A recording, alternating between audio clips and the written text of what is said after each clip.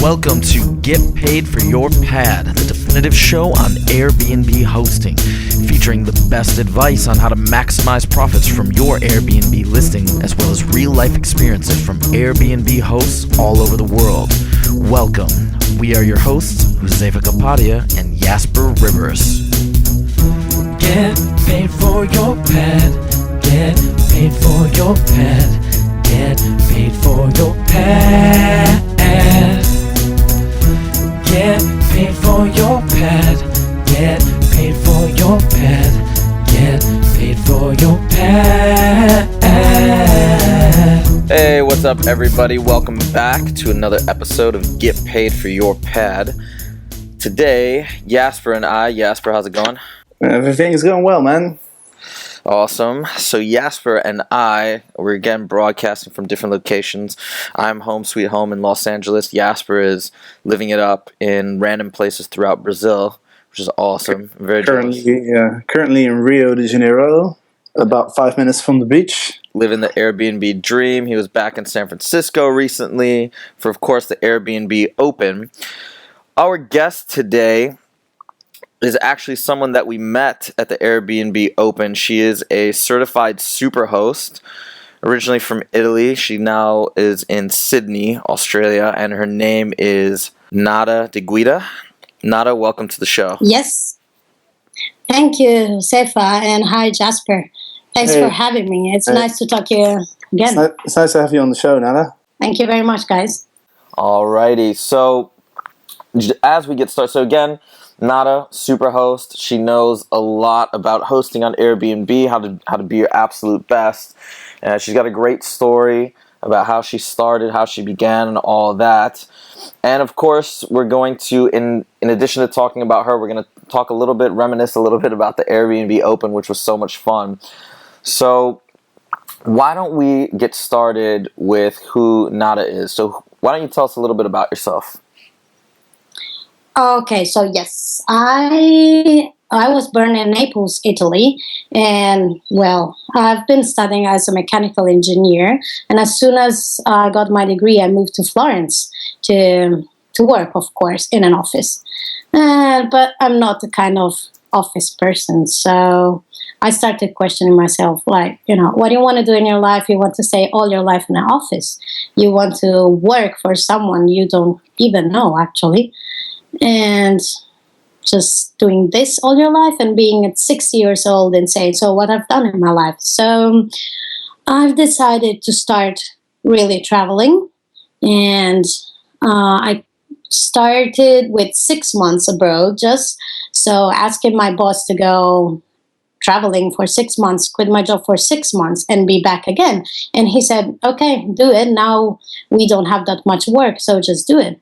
I started traveling and I came to Australia accidentally and when in Sydney, I just fell in love with the place. And I said, you know what?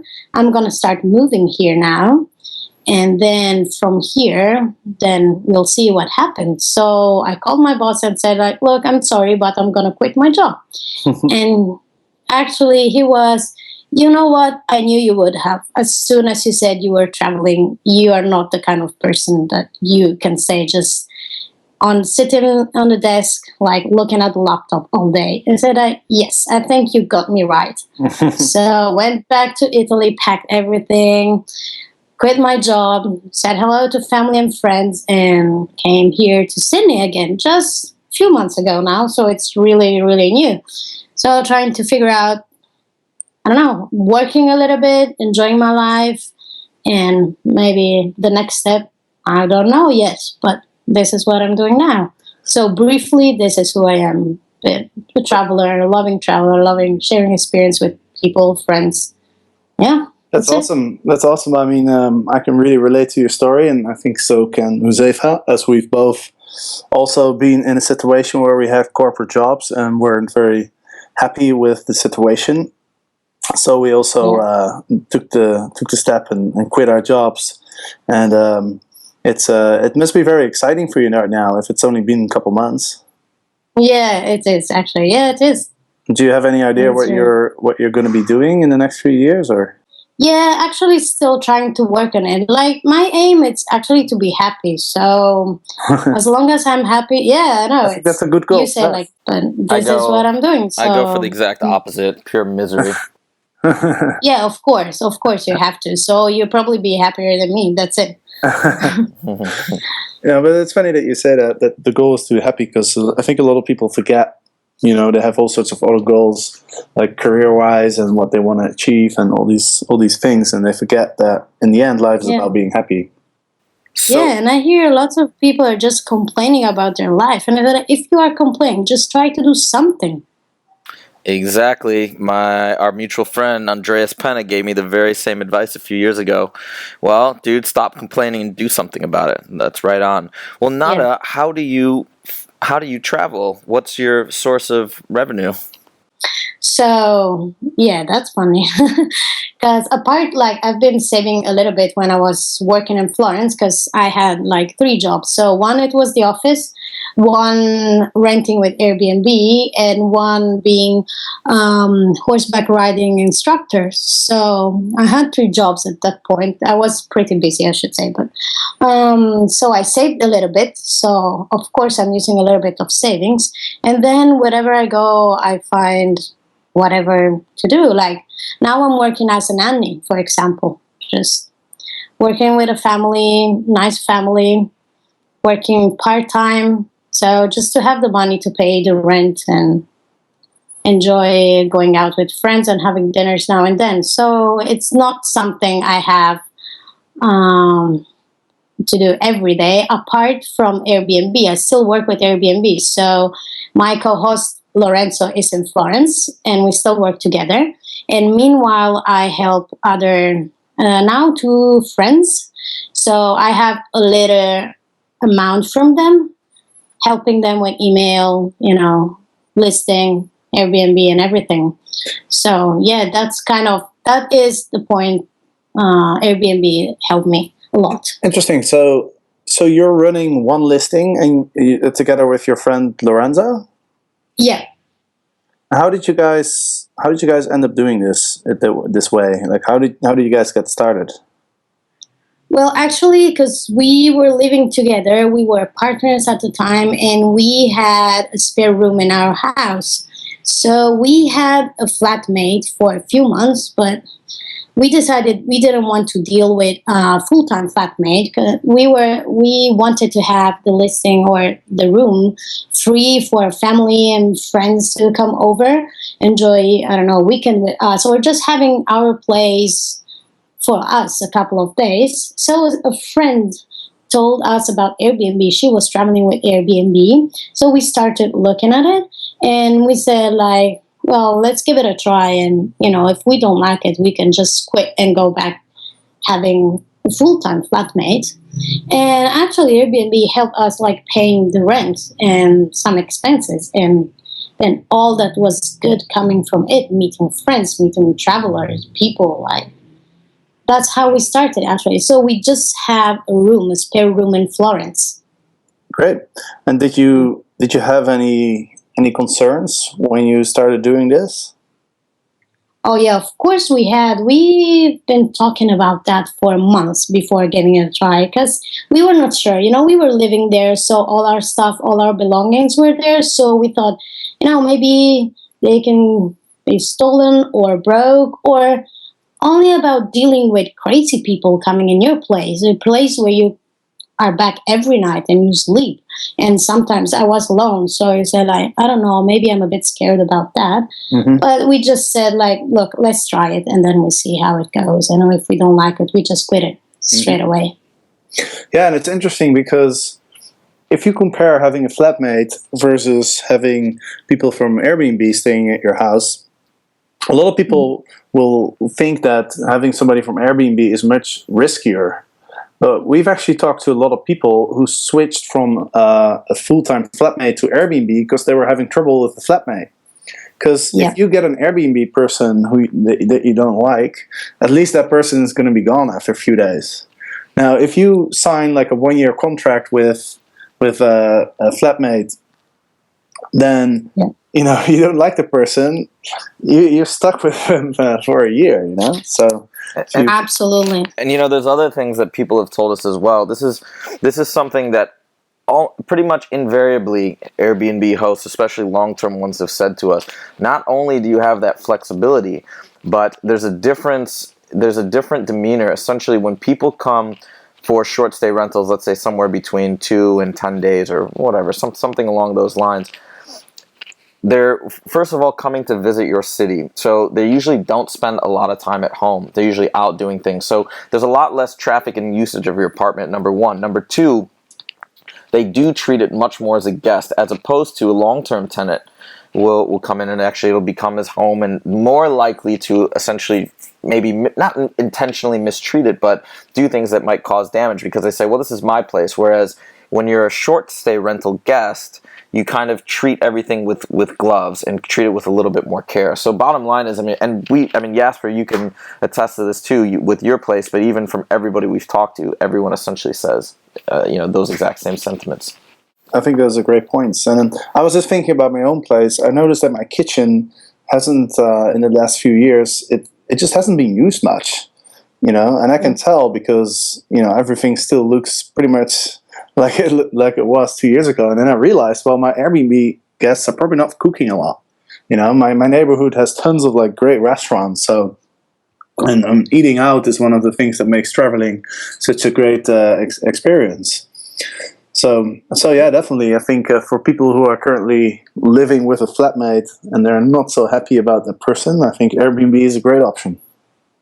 Yes, absolutely. That was our thought, and that's what we would never go back to it. Yeah. And did you have any negative experiences at all?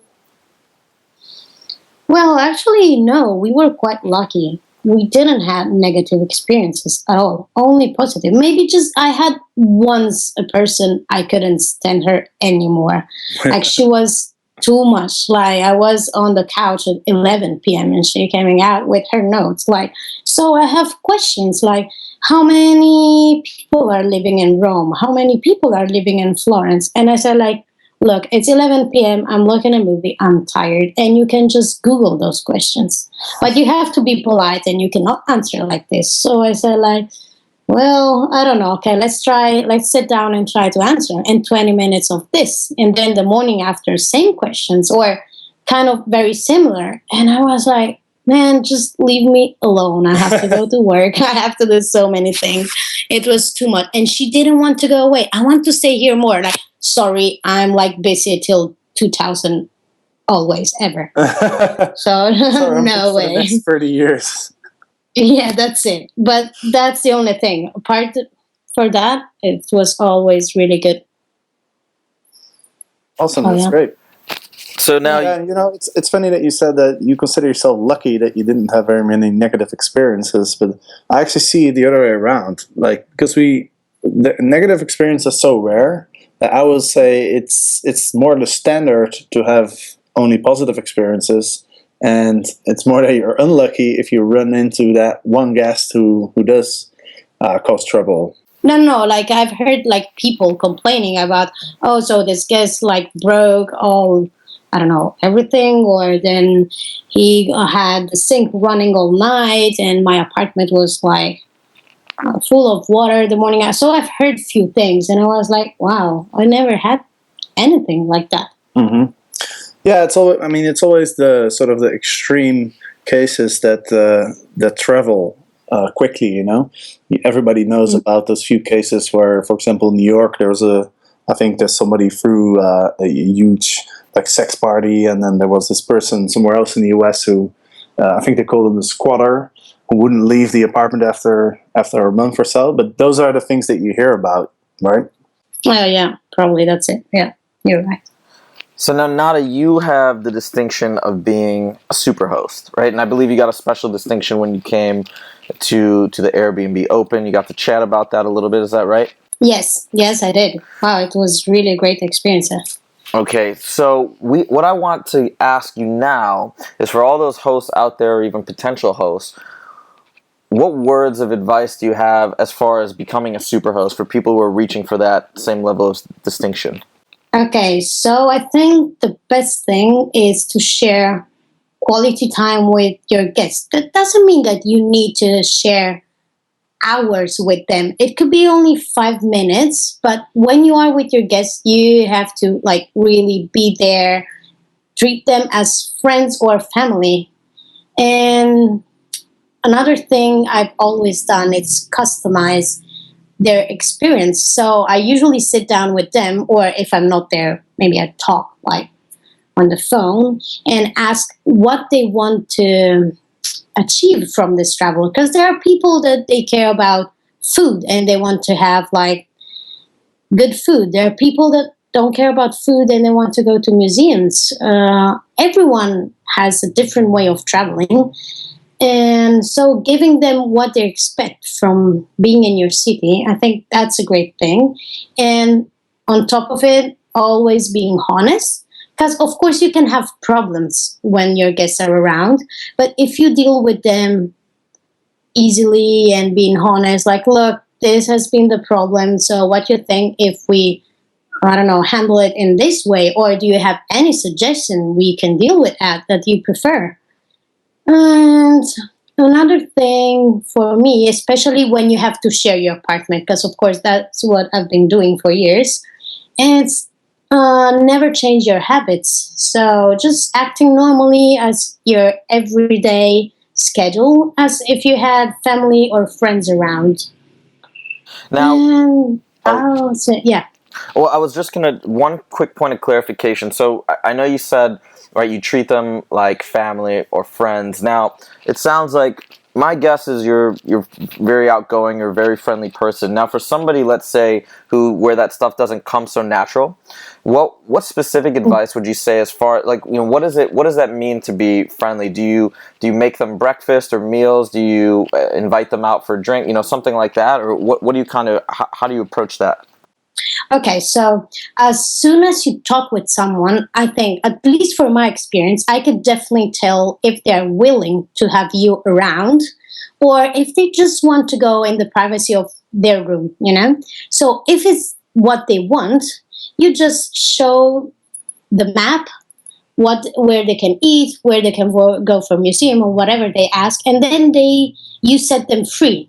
So you show them the house and say, this is your space, just use your house as it was yours, and they feel free. So they feel like, oh, okay, so she was friendly, she showed me around, but then she let us in our privacy.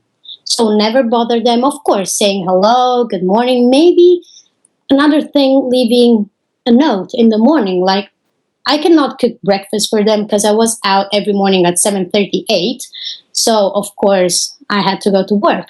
But leaving a note, not an email, but just a note in the house, like, I hope your day is good. Hope you had a good sleep. Like, see you later. Easy. And then living in their privacy. If you feel that they are willing to share time with you, then yes, of course. Like, look, I'm probably going out for a drink with my friends tonight. Do you want to join? Or tomorrow I'm having a dinner here. Feel free to join if you want. You can just tell. I think that's another thing about being friendly. Because with a friend, you know if he wants to be left alone or talk to you, right? So that's what I mean when treat them as friend or family. Like, make sure you have perfectly clear what they want. And it's easy. When you sit down with someone, people start talking or start asking. So you say, like, oh, okay, so he's willing to talk, he or she. Otherwise, other people just are closed in their chair, don't ask, just look at the room as, okay, I want to go there. So 5 minutes, set them free. So that's normally my strategy when I go to bars and I talk to women. I just don't stop. Maybe I'm not reading the language right, but I'll just keep talking, and a lot of times they'll be like, "Yeah, get away from me." So maybe that's not working. I'll have to take your advice on that. Important life lesson here. Yeah, this is a fascinating life lesson with a lot of applications. All right, so this is making a lot of sense. Thank you. You should make some notes.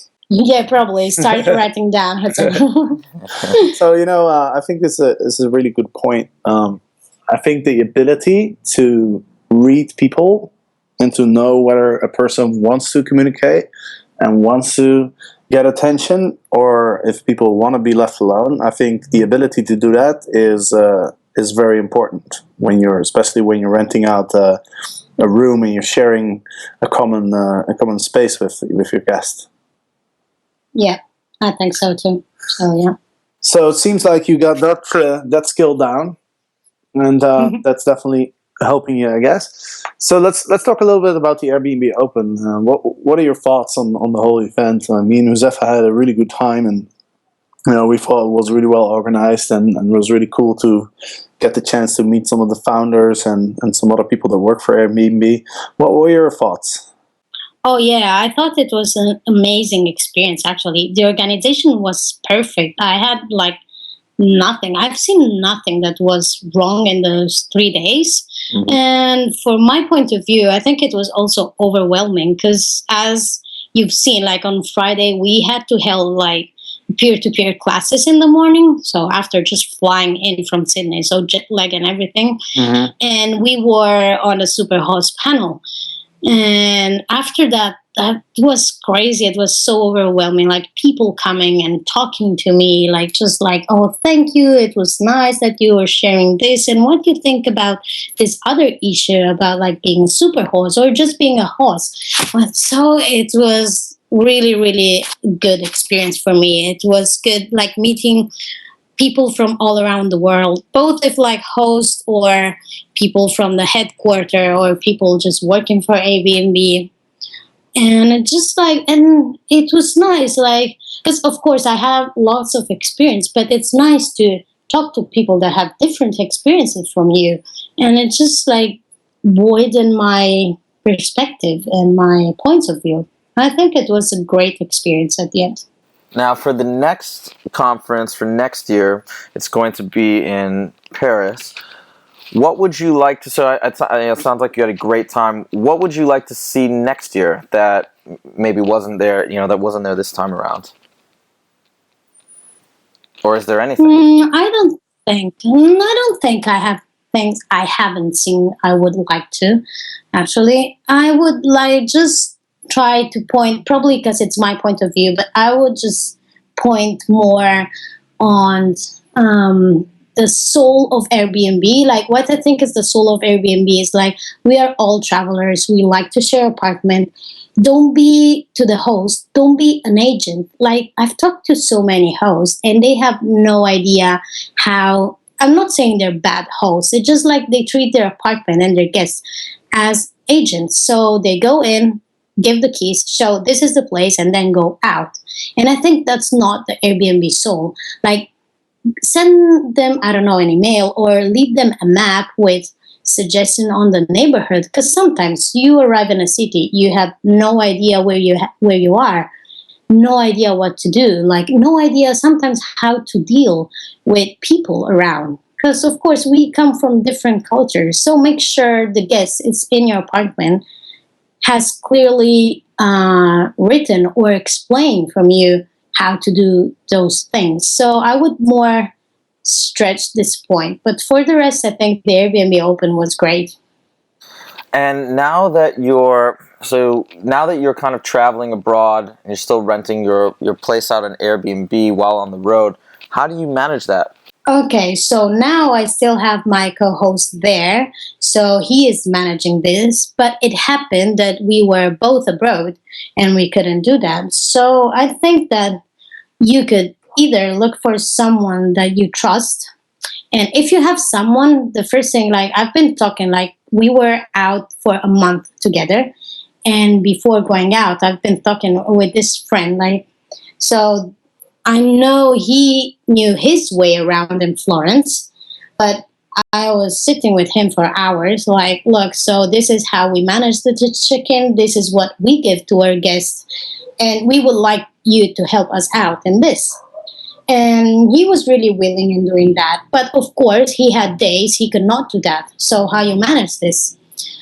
So deal with shops you have around, like maybe like, look, I'm probably gonna leave the keys to you, and so that the guests can just walk in, but to give them the experience, like the full experience, first of all, you write to them. Like for me, I have to write them an email previous to that, being honest. So we will not be around because of this, this, this. This other person will be meeting you, or you won't be greeted at that point, but he will be around probably the day after. So to make sure everything is clear. So how to get in the place, explain everything in details. If you want, send them a map of the place. So this is the place, this is our room, this is your room, this is the kitchen. You have everything here you need. Do whatever you want. This is the TV or whatever you need. And if you have time, like what we've been doing, we left a cell phone with an Italian number so that we said, like, look, as soon as you arrive there, we're going to call you. So you don't have to deal with, Wi-Fi. If a Wi-Fi has a problem or whatever and they cannot connect and you cannot Skype them, they have an Italian number we could call. Mm-hmm. Make sure so they don't have to pay, because when you call them and they're overseas, they will pay. Mm-hmm. And, they're really, really expensive sometimes. So call them and say, check on them. So make sure that they feel still at home. Because you are in an apartment where other people are living, but they're not around. So you can feel a bit like, oh, sorry, I'm not sure I can touch this. I'm not sure I can do this other. So you don't really feel at home. Mm-hmm. Yeah. So, yeah. I think that's the most important point. Is you want to make people feel comfortable. You want to make people feel at home. Yeah, absolutely. Awesome. So are you planning to get another Airbnb listing in Sydney? Yes, actually, yes, I am. Because first of all, I kind of miss the feeling of, like having guests coming in. Also, another part, like meeting new people. So I kind of miss it. So I'm planning of getting a new listing, yes. Or helping people with this. And I've been talking to a few people, and now that they've seen that there was an Airbnb open, it seems like people are coming to me, and it makes me laugh, actually. Yeah, it's kind of funny. So how are you gonna set up your new Airbnb listing? Because I think this is something that a lot of people are thinking about. They're looking at their own situation and they think, okay, how do I get started if I don't have a spare room, for example? Like how do you do this? Okay, so the thing is, like, if you don't have a spare room, you could it depends, because I have friends that have this problem, and I have few of them, they just sleep on the couch, and you think like, oh well, maybe guests don't want this. I think as long as you explain everything, of course you're not gonna sleep all days on the couch, but as long as you explain this to your guests, like, look, I'm renting out my room, so when you'll be here, I'm probably gonna sleep on the couch if I don't find another place where to go. And sometimes just renting your place for a week or 10 days, you have all your rent paid for the month. Mm-hmm. And then you can still enjoy for 20 days all your place alone. Mm-hmm. Or I have a friend that she has an apartment in Florence, and we help her out with that. And usually she goes out, or when she's traveling, or when maybe she goes to her boyfriend or to her family place. She just goes out, and then the rest of the time she enjoys the apartment, and she feel like comfortable that the rent is paid, everything is done. Well, not the rent, but the mortgage in this case. But yeah, so yeah, this is how to do it. I think that's a really smart idea to do it this way. I actually know a girl in Amsterdam who does the same thing, and you only really need typically about maybe 10 to 15 nights a month just to cover your mortgage or your rent, depending on where you live, of course. But yeah, I think that's a really smart idea, and pretty much anyone can do that, right? You could even I think if you don't have a comfortable couch, you could just buy like a $50 air mattress, put it in the living room, and sleep on that. It's if you're creative, there's a lot of different ways that you can use Airbnb, and it's great to have the flexibility. Absolutely, I totally agree with that. It's like, as long as you explain everything to the guests and they know what to expect, they won't have any issue with that. Mm-hmm. Great. Awesome. So I think we're getting to the end of the interview. Josefa, do you have anything you want to bring up? Thank you so much for being a guest. And I mean, I think it was terrific. I love the fact that, again, Airbnb Open brought so many of us together so we could meet people like you and spread the word and give more people information. So again, thank you so much. Thank you, guys. Great. It was really awesome to hear. Any final words for our listeners, Nada? Any final words? No, what I say, just like be yourself and try to make the best out of yourself and of your listing if you have an Airbnb listing. Just don't try to be like perfect. Just be yourself and try to be happy at the end of the day. Your guests won't gonna get that. Great final words. Just be authentic, be yourself. That's why people choose Airbnb, because they want that authenticity. They want to stay with a real person and not just in a hotel room where everyone's just being friendly because they have to, because they're getting paid for it. Yes. So I think those are great words to finish this episode. So thanks, Nada, for being on the show, and thanks everybody for listening. Every Monday and Thursday, of course, we have new episodes. And if people want to know more about Airbnb hosting, you can go to getpaidforyourpet.com, where you can download the first 3 chapters of our book. And there's lots of cool information in there. And also we have tons of blog posts, we have tons of other useful information and resources on the blog. So go and check it out, and we will see you next time. Get paid for your pet. Get paid for your pet. Get